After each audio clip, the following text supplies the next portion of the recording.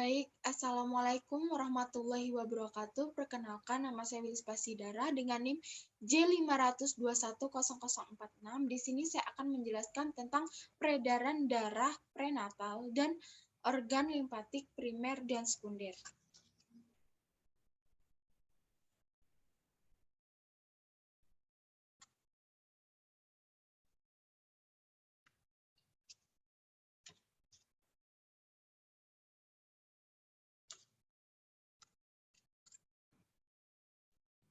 Baik, yang pertama ada sistem peredaran darah prenatal. Sistem peredaran darah pada janin berbeda dengan sistem peredaran darah orang dewasa karena paru-paru pada janin belum berkembang sehingga oksigen diambil melalui perantara plasenta.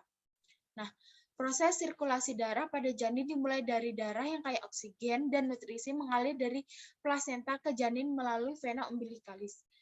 Dia di sini umbilicalis yang terdapat dalam tali pusat. Jumlah darah yang mengalir melalui tali pusat sekitar 500 ml per menit melalui vena umbilicalis menuju liver melalui ductus venosus. Naik ke sini, menuju ke sini. Kemudian darah mengalir ke dalam vena cava inferior bercampur darah yang kembali dari bagian tubuh bawah dari vena cava inferior. Masuk ke dalam sini, masuk ke atrium kanan, kemudian sebagian besar darah akan dialirkan ke atrium kiri. Masuk ke sini dan ke sini melalui foramen oval. Dia melalui foramen oval. Sebagian kecil darah dari atrium kanan masuk ke ventrikel kanan bersama dengan darah yang berasal dari vena cava superior. Sini.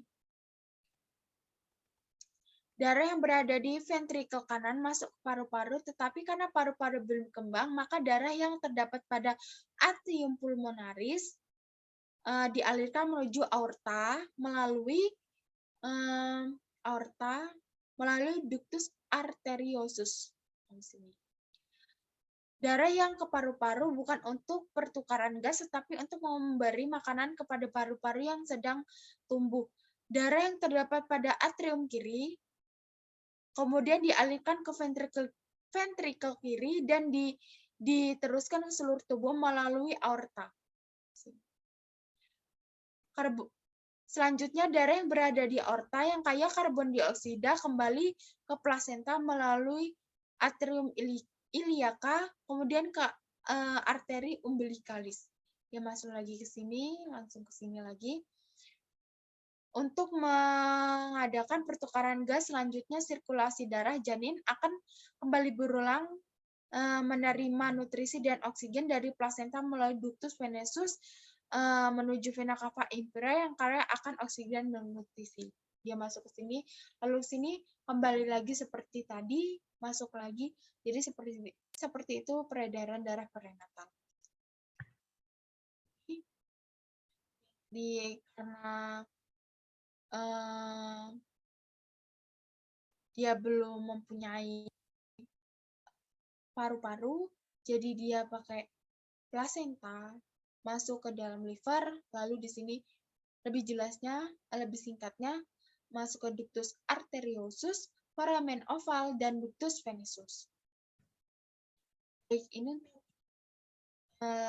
sirkulasi prenatal secara singkat. Yang pertama ada vena umbilicalis, dua ada ductus venosus, yang ketiga ada ductus arteriosus. Di sini saya akan menjelaskan tentang organon limfatik primer dan sekunder. Di sini organ-organ limfatik primer dan sekunder itu ada red bone marrow atau sel-sel sum-sum tulang merah di sini. Terus ada timus. Ini gambarnya tidak kelihatan, nanti saya akan jelaskan selanjutnya. Dan organ limfatik sekunder ada lymphanodes, terus ada lian atau limpa, terus ada tonsil. Nah, di sini yang pertama red marrow ada terdapat di dalam tulang, pipih, dan efisiensi tulang pipa pada orang dewasa. Sumsum tulang merah merupakan tempat pembentukan limfosit. Nah, di sini ya teman-teman, di sini ada timus itu yang ini, tonsil itu bagian di sini, terus ada lymphoinodes itu yang ini. terus internal jugular vein, terus ada lymphonodes, ada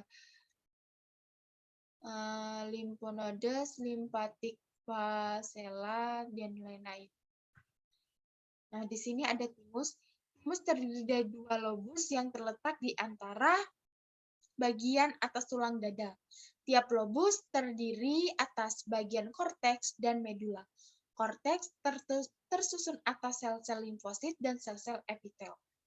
Sini, medula tersusun atas sel-sel epitel. Kelenjar timus memproduksi hormon yang berperan dalam pematangan sel limfosit T. Baik. Selanjutnya, organ limfatik sekunder. Ada nodus lymphoideus.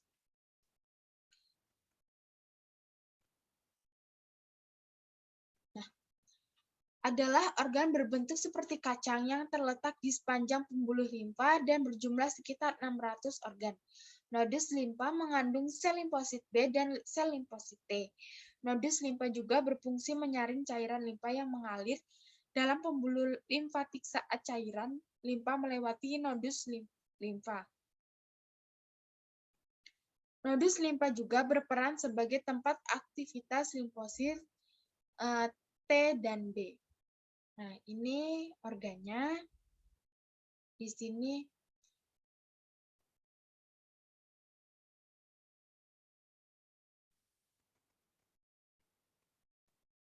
sini udah ada vena lymphoidica efferent, ada sinus intermedius, terus ada trabekula, ada jaring kapiler, kapsul, terus ada sinus corticalis di sini ya, terus ada zona parakortikal nih.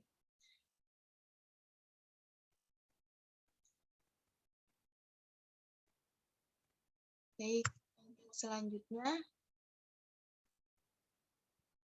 lien. Lien merupakan jaringan limfatik terbesar di dalam tubuh berbentuk oval dengan panjang sekitar 12 cm. Limfa terletak di antara perut dan diafragma. Limfa terletak di antara perut dan diafragma. Limfa terdiri dari bagian pulpa putih dan pulpa merah. Pulpa putih mengandung limfosit dan makrofag. Pulpa merah pembuluh darah. Darah yang mengalir ke dalam limfa akan bertemu dengan sel-sel limfosit dan makrofag di bagian pulpa putih. Sel-sel limfosit dan makrofag akan menjalankan fungsi imun terhadap patogen-patogen yang terdapat di dalam darah. Limfa berperan dalam fungsi imunologis, filtrasi, dan menyingkirkan eritrosit tua dan hematopoiesis pada janin. Nah, untuk organnya, ini untuk organnya, di sini ada margo superior, ada ligamentum splenorenale, terus ada fascia visceralis, ada ekstremitas posterior, ada fascia visceralis juga, ada ekstremitas anterior.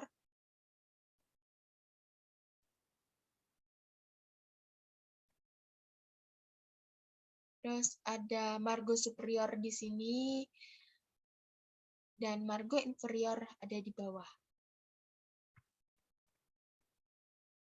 Selanjutnya saya akan menjelaskan tonsil.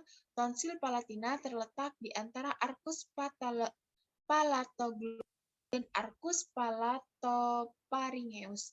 Sisi dasar dari tonsila palatina melekat di sulcus constrictor pari superior. Nah, di sini ada yang khas itu palatina, tonsila palatina, dan di sini sudah ada tonsila pari superior, palatoglossus, dan arcus palatopharyngeus. Baik, mungkin itu saja yang dapat saya jelaskan. Kurang dan lebihnya saya mohon maaf. Saya akhiri. Wassalamualaikum warahmatullahi wabarakatuh.